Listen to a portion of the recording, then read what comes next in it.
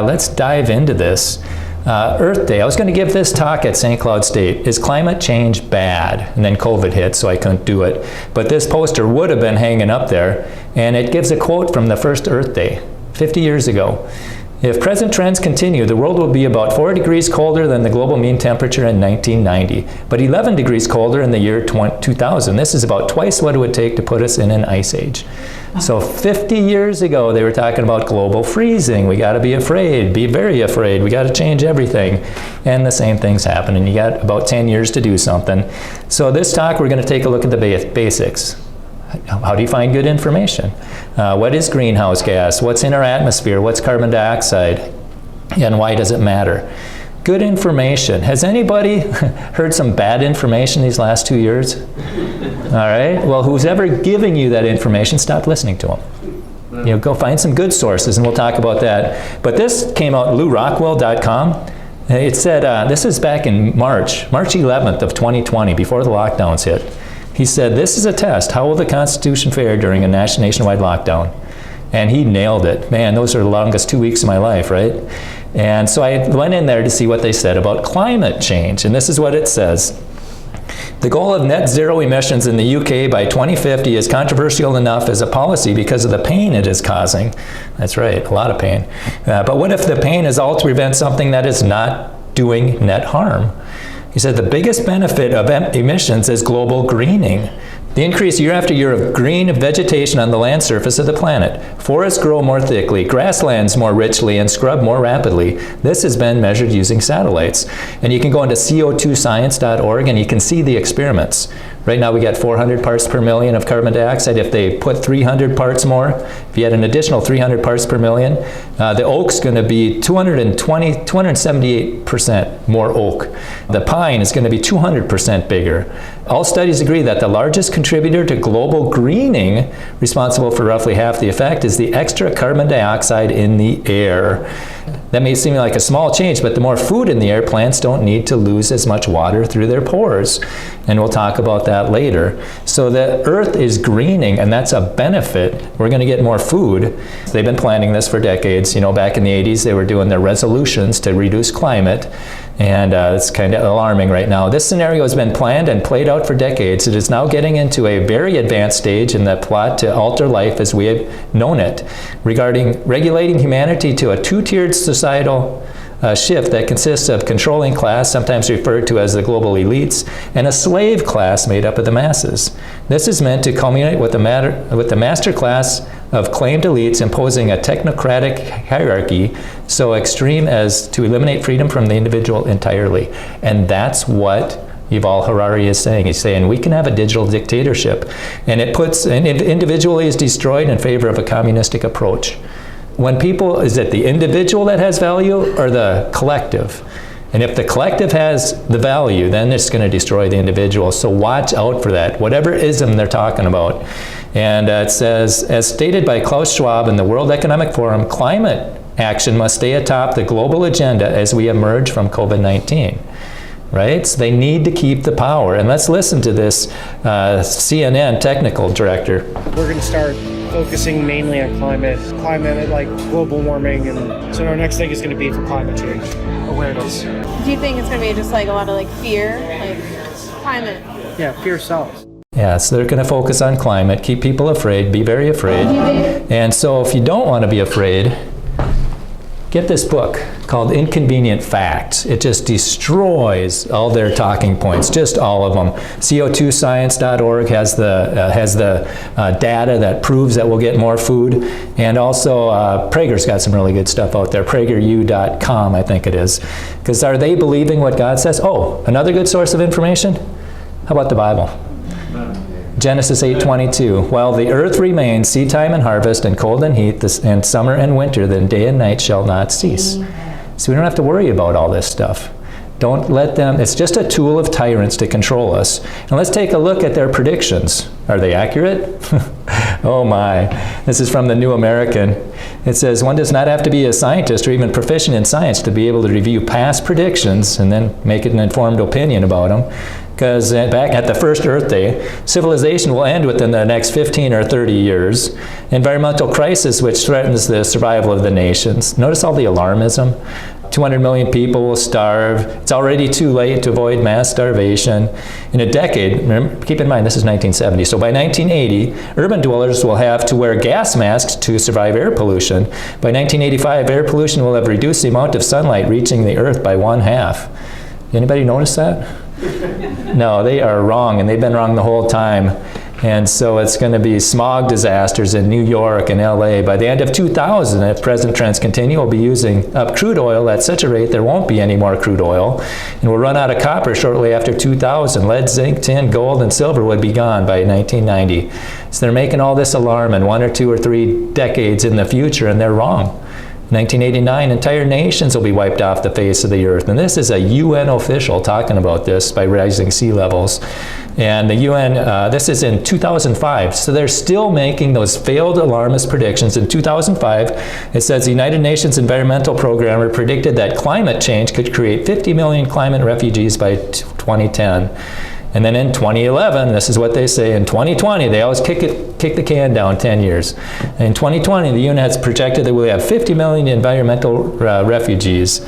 And so they just keep going on. And now for the grand poobah of climate change himself, the guy who's invested heavily in climate credits and will make fortunes forcing this down everybody's throat, what does he have to say? The entire North Polar ice cap during some of the summer months could be completely ice-free within the next 5 to 7 years. 7 years ago, in a real inconvenient truth, former Vice President Al Gore once famously claimed the North Pole ice cap would be ice-free by now due to climate change. But scientists say the ice cap has actually expanded and is now twice the size of Alaska.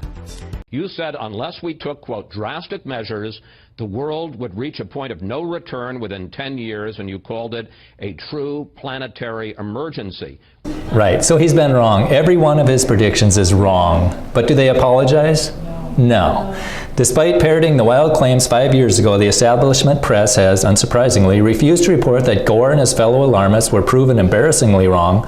No apologies from Gore have ever been forthcoming either, and none of the scientists who made the ridiculous predictions quoted by the BBC has apologized or lost his taxpayer-funded job.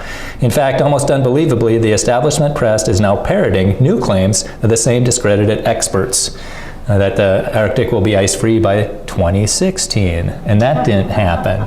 All right, so they are just keep banging, the sky is falling. How many times do we have to listen to them say the sky is falling? And I'll go into the Facebook media pages, and when there's a climate alarmist, it's like, hey, let's wait for an accurate prediction before we give you the microphone. And so the UN warmists even have been forced to concede they do not know what is going on or why their climate models that predicted melting have been proven so wildly off the mark. Well, this guy admits it. This is one of their documents from IPCC. In climate research and modeling, we should recognize that we are dealing with a couple of nonlinear chaotic systems, like water and air, okay?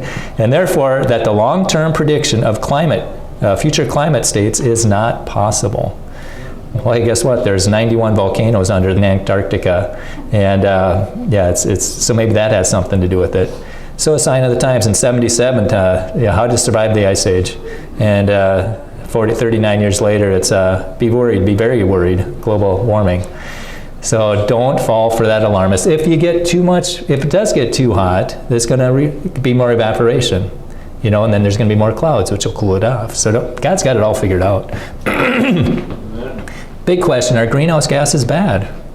If we didn't have any greenhouse gas, it would be below freezing. All right, so we need greenhouse gas. So what's the main greenhouse gas on Earth? You'd think it was carbon dioxide, right? That's what they're focusing on, destroying our economy. No, it's water. 90% of the greenhouse gases is water vapor, but they don't talk about that because that's hard to, it's hard to get people to give up their cars if you're trying to get rid of water. And so what's in our atmosphere? Okay, 99% of our atmosphere is nitrogen and oxygen, and then 0.93% is argon. So 0.04% is carbon dioxide. That's 400 parts per million, and we're dangerously low. If we get down to 150, the plants are going to die, and we'll all die. And to think that we're worried about carbon dioxide, it's like this. I mean, we've had almost 20 times more carbon dioxide in the past, right? And it says worrying about we got too much carbon dioxide today is like worrying that your gas tank's going to overflow when it's an eighth full. So all this alarmism is built on a flawed premise. And if you don't get anything else out of this talk, get this. Carbon dioxide is plant food. It's not pollution. It's plant food. More carbon dioxide means more plant growth and more food. Our planet and trees are starving at 400 parts per million. It will not survive at less than 150. So we're dangerously low. And more carbon dioxide helps feed more people worldwide because plants grow faster with less water, bigger crop yields, less irrigation, less erosion, and more soil moisture. And it's because the plants don't have to open their holes, the holes in them to get the carbon dioxide. If there's more carbon dioxide in the air, they can shut them faster. But if there's less, they have to keep them open longer, and then they dehydrate. And then the soil dehydrates. With more CO2, they are only open for a shorter time and lose less water. More moisture means there's less droughts and more food. An increase of 300 parts per million would increase plant growth by an average of 40%. So if we're trying to feed the world, we should not be limiting carbon dioxide. And you can go into CO2 science. If you had another 300 parts per million, wheat's going to be 38% more. And if you had 600 parts per million, you're going to get 63% more wheat, 34% more rice, citrus, 69% more. So a significant greening of the earth, vegetation is increasing up to 50% of the planet and decreasing in only 4%. So we're not having an emergency, contrary to what they're saying. And we've seen a lot of that lately. But how did they get everybody to jump on board? Because they used this discredited hockey stick graph. They used tree ring dating to date the past, which is a flawed way to do it. It's the centerpiece for Al Gore, it's a centerpiece for the UN, and it eliminates the medieval warm period and that eliminates the Ice Age, because this is what it really looked like. It's not a hockey stick, not at all. And they say man's hockey stick has indeed been substantially discredited from a PhD geologist. We know that the hockey stick is a fraud, says a chemistry professor. So how come everybody's believing it? Because they're pumping a lot of money into our colleges. This is at our community college, or at St. Cloud. I just happened to be there. And look at all those students listening to him talk about an activist vision, green power revolution. You think the nuclear power plant's getting an equal time, or the coal power plant? No, they're just pounding this down on them. So the hockey stick, from 1944 to 1976, carbon dioxide rose while temperatures fell. That's kind of an inconvenient fact. It wasn't a question of whether the next ice age would come, but when. It was settled science. Well, keep in mind, science is never settled. And there's never, if it's consensus, it's not science. And if it's science, it's not consensus, because there's 31,000 American scientists that have signed a petition opposing man-made global warming, that whole model. 9,000 of them are PhD, and you can find that at petitionproject.org. So some inconvenient facts for society. Warmer is better than colder. You get longer growing seasons, and that's for animals too, and we'll see that in a bit. This climate alarmist, here's the writer for Earth First, says, the extinction of the human population may not only be inevitable, but a good thing. There's people that want to reduce the population, and it's etched in stone. Georgia Guidestones, anybody ever seen that? Heard about that? Just a quick survey. Who's heard of the Georgia Guidestones? Okay, about half. 30-40%. And right at the top, and we'll get into this next hour, maintain humanity under 500 million in perpetual balance with nature. 500 million. There's 7 or 8 billion right now. Yeah, so we'll talk about that. So that blue line here is carbon dioxide increasing. That red line is the temperatures.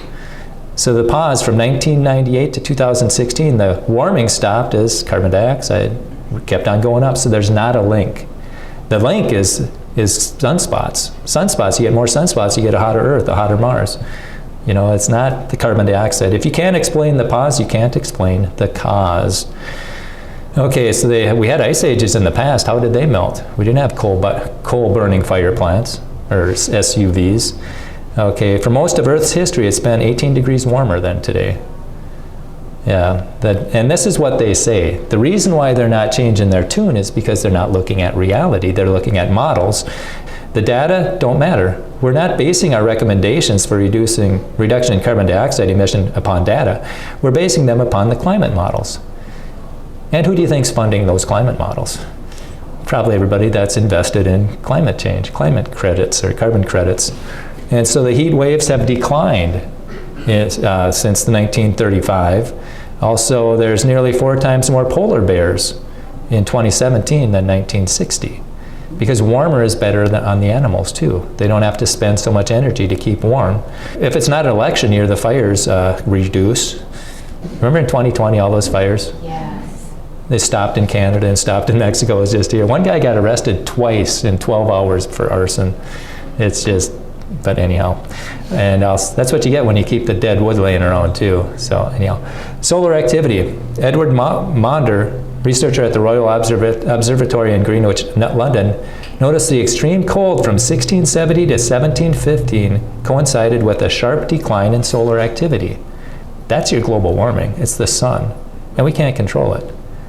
We just have faith in what God says. Okay, so why does this matter? Because they're taking these flawed ideas and they're making policy that can take away our freedom. Let's take a look at this UN report. Race to Zero. Governments must strengthen their contributions to the Paris Agreement. Let's take a look at this Paris Agreement. The solution to global warming under the Paris Agreement would cost the people of the world $110 trillion in lost wealth by 2100. According to Lomborg, that $100 trillion would reduce global temperatures by 1/6 of 1 degree. All right? And so let's take a look at some of the countries that have implemented this. And if you've ever heard of JP, Awake with JP, anybody? Oh, I just love that. He does this JP React. So he's reacting to Carlson, talking about the green energy disaster, and he's talking about Ghana. They were energy independent, I think 5 or 6 years ago. They were exporting energy. They signed on to that climate agreement, and now they can't use their fossil fuels as much, and now they run out of energy. And they can't pump water to millions of people at times. So that's episode 1. It's happening in South Africa. They got rolling blackouts that last 8 or more hours, crippling the economy. In France, it's the same thing. In France, it's immediate reduction in consumption of all fuel, oil, electricity, and gas amid shortages. So, well, they stopped drilling here. We got more oil up in Alaska than anybody, and the government won't let them touch it. In Germany, they're going to ration warm water in certain places, rationing hot water and turning off the lights. Warm water can only be made available at certain times of the day in an emergency. This is in Hamburg. They're turning off traffic lights at night. You know, I wish they'd do that here too. At 2 in the morning, nobody's there. You just sit and wait, and then somebody comes, and you just have it flashing red and flashing yellow. Anyhow, Sri Lanka. You heard of Sri Lanka? They were forced to use organic fertilizer. So now it costs 6 times as much to produce half as much. And they just revolted. They stormed the presidential palace, and it's just chaos there right now. And so that's one of their, Sri Lanka is just the first to topple it in globalist green energy house of cards. Who's going to be next? Could it be Canada? They want to reduce their fertilizer by 30%, and the farmers are being upset. Also over in Holland, the Netherlands. Good for Dutch farmers for fighting back against governments bowing to environmental radicals. If we're worried about feeding hungry people, why are we reducing the fertilizer? And where was that? France. The farmers protested and they sprayed his house with manure, I think is what they did. It was a government building with manure. You can check that out on YouTube. But yeah, don't mess with the farmers. Absolute zero. This is from UK Fires. How are we going to get to absolute zero, which is what Biden wants? Let's take a look at this. The cars have to be absolute zero. Can't have any carbon coming out. Let's see. All remaining airports are going to close by 2050. All shipping declines to zero by 1950. How are they going to do that? Fossil fuels completely phased out? It's going to be a third world country. We won't have energy. But what does Biden say? He's signed an order for the government to achieve net zero emissions by 2050. You notice how it's the government, it's not a private organization who has to make a profit. It's always so much fun spending somebody else's money. So this is what they're going to do.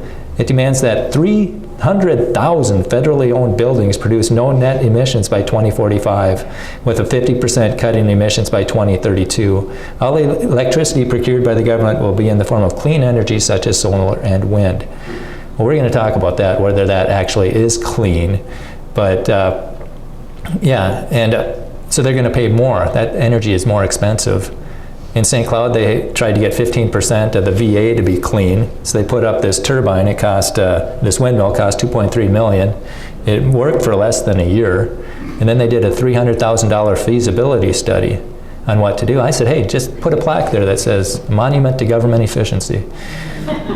You know, but they took it down. So Britain has banned selling new gas and diesel cars by 2030. Germany is doing it, the same thing. There's some countries, Costa Rica and South Korea, they've already banned gas cars. Governor Newsom signs an executive order that will phase out gasoline-powered cars and drastically reduce demand for fossil fuel. And that's fight against climate change. It's a bad fight. And it says by 2035, all new cars and passenger trucks sold in California will be zero-emission vehicles. There's no zero-emission vehicles. What's charging them? You know, batteries do not make electricity, they store it.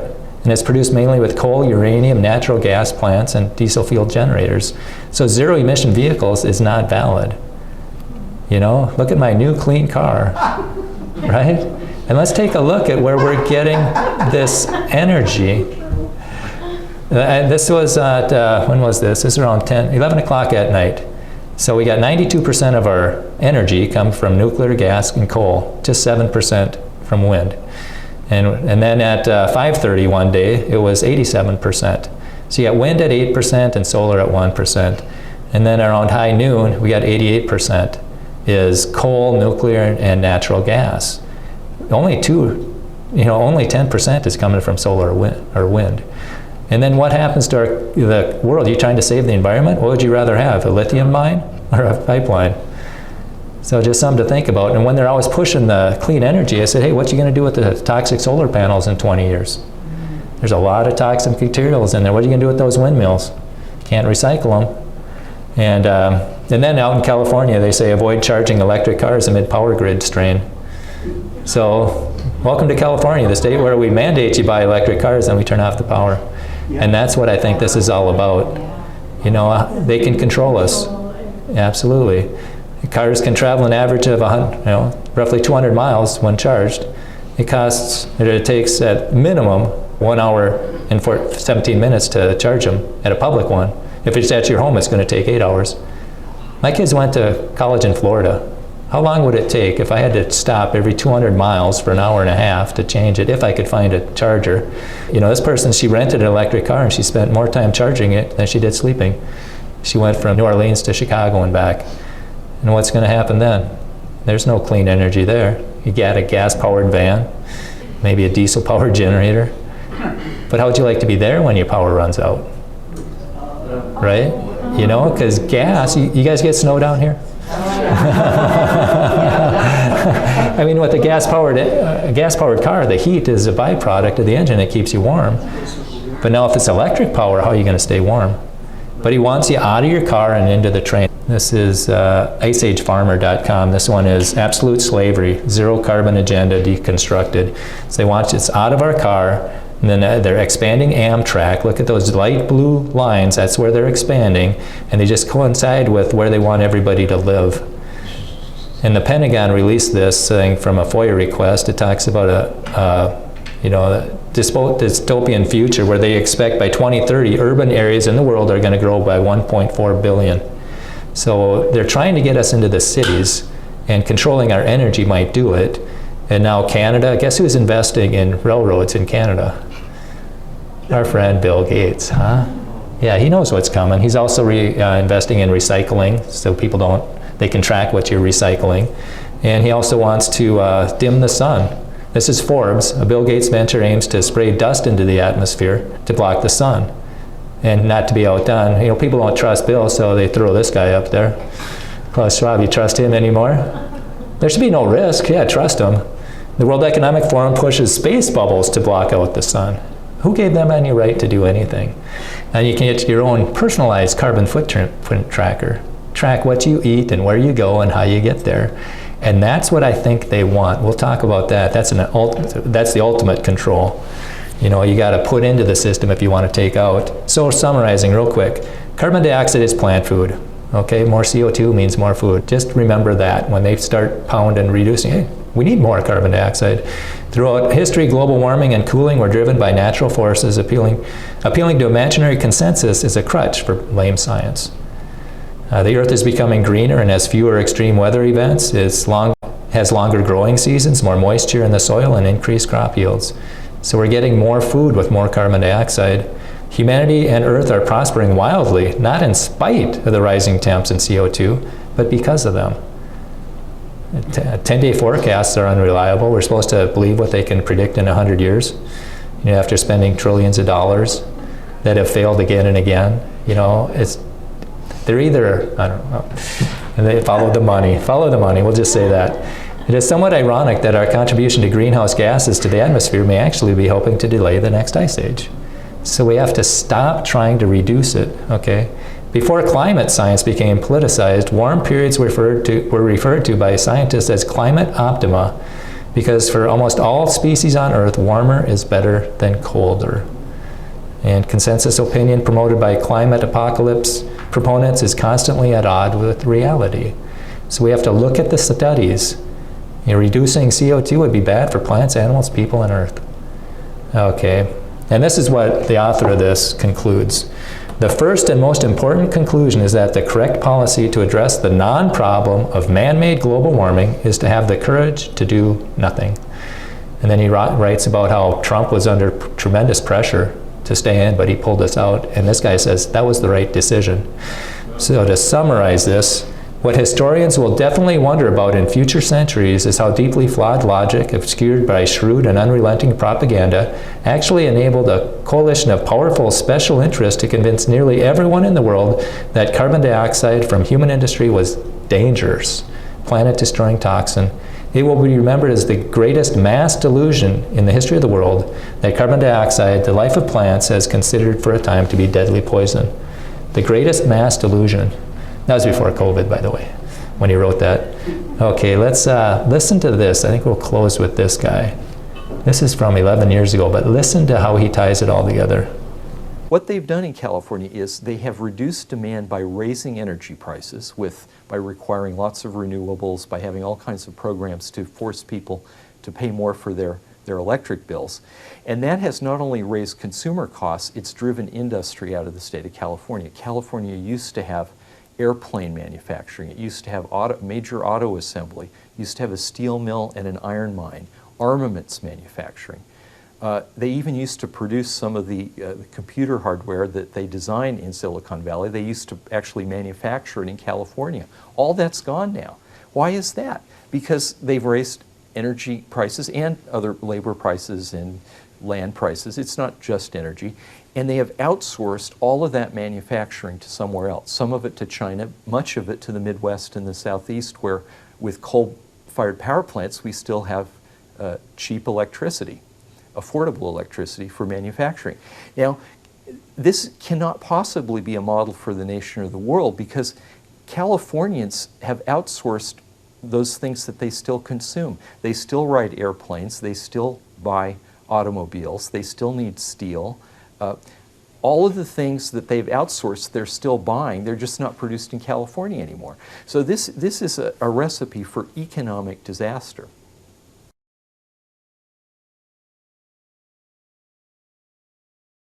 A recipe for economic disaster. They're still using it. They just punt it somewhere else. And so, I mean, does it pollute less when it's coming from China? You know?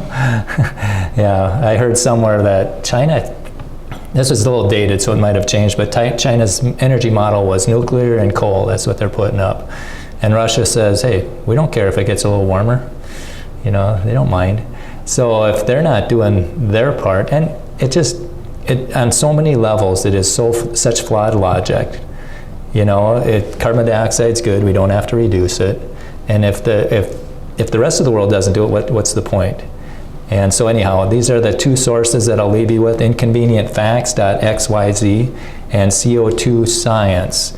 And if you want to see a zoom of this talk, it's that green one up on my YouTube channel.